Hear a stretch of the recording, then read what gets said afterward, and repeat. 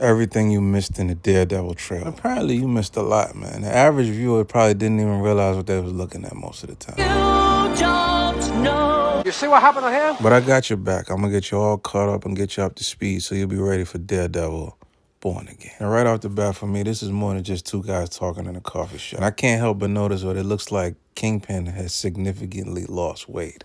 It may not be anything important, but we'll keep an eye on that for down the road. Cue the Marvel Television logo, which is definitely not the same logo or intro we've been used to in Marvel Studios. It also doesn't look like the Marvel animation trailer. But hey, it's just an intro, who cares? Why don't you just get to the point, Sheriff? Everybody quiet! Okay, so some time has passed by between everything that happened with, like the Avengers, and these Daredevil characters popped up in a lot of different places in the MCU. But anyways, you got the Nelson Murdoch Page law firm. And it kind of looked like everything's going pretty great right now. That's, of course, until Kingpin shows back up. And he's now mayor-elect. Now, hold it right here, because there's a lot to digest in just this one frame right here. First off, you got another advertisement for the Steve Rogers Broadway play. Yeah, me too. But what you also get is an advertisement for that weird green soda that Stan Lee was drinking in the Incredible Hulk movie.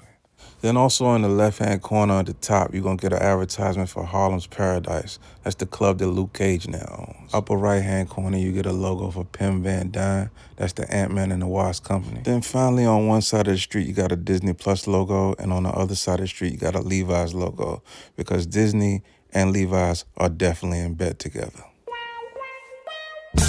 That was a lot. Then Kingpin asks Daredevil why he stopped being a vigilante, and he goes, and I'm thinking it has something to do with this scene right here. It looks like one of the ears is broken off of his mask, and it perfectly shapes the letter D. It also seems like he's throwing it off of this building like I quit. Here you have the White Tiger, played by Camar de los Rios, who sadly passed away in 2023, fighting a bunch of guys in the subway. But more on the White Tiger later.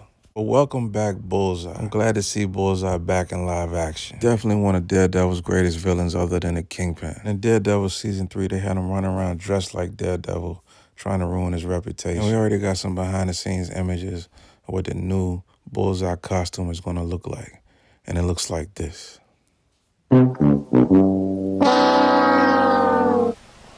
Wow! I guess I shouldn't be complaining because it could have ended up looking like this again. Do me a favor, please. Get out of Which here. is really crazy because the comic book Bullseye costume looks like this. The least they could have did was take the Daredevil costume that he already had and just made it seem like he improvised it. That would have definitely worked for me, but I don't know. Let me know in the comments. A bunch of blah, blah, blah happens. Then we get the first scene of Muse. Now, Muse is a Daredevil villain who uses his victims' body fluids to make paintings. It's very sick, very cryptic, and very weird. Just stop being a weirdo. But this is also symbolic to the completely white painting that the Kingpin loves that got ruined in Season 3 of Daredevil because him and Daredevil were having aggressive negotiations. And here comes the Punisher. Excellent. And I also noticed that Muse was trying to do a little Punisher painting too for some reason. I guess we'll find out. A bunch of blah, blah, blah happens. But here comes the White Tiger. And the White Tiger gets his powers from an amulet that he wears around his neck. It's gonna make for a very interesting dynamic in the show. I hear what you say. Nah, this is really cool though because it means that he's been working. He just took a break. He's got the Armored Avenger, the Shadowland costume, the classic yellow, and he's got two different classic red. Now that is fire. I love this plan. But that's all, man. That's all I found. This trailer looks incredible.